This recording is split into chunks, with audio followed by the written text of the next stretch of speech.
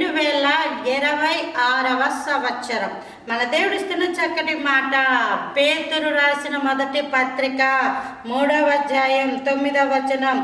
ఆశీర్వాదమునకు వారసులవుటకు మీరు పిలువబడితిరి కనుక కీడుకు ప్రతి కీడైనను దూషణకు ప్రతి దూషణ అయినను చేయక దీవించుడి. మనము కీడుకి ప్రతి కీడు చేయకూడదు, దూషణకి ప్రతి దూషణ చేయకూడదు. మరి అలా అంటే ఇంట్లో మాట అనుకున్నప్పుడు మాట అనుకోమా అంటే ప్రభువు దగ్గర సాధ్యమైనంత వరకు అన్నిటినీ మనం ప్రార్థనలో పెట్టుకోవాలి.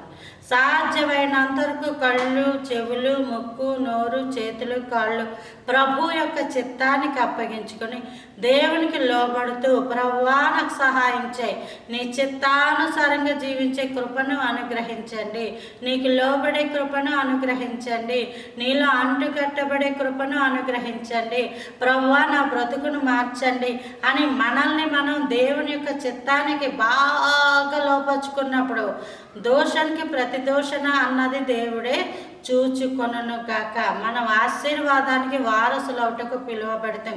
కాబట్టి ప్రభు అసలు పరిస్థితులే అనుమతి ఇవ్వద్దు.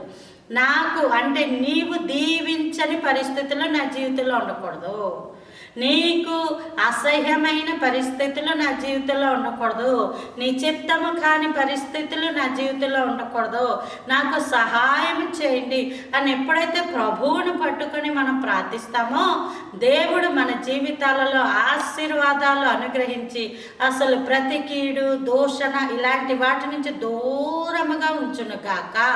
Praise the Lord. హల్లెలూయా.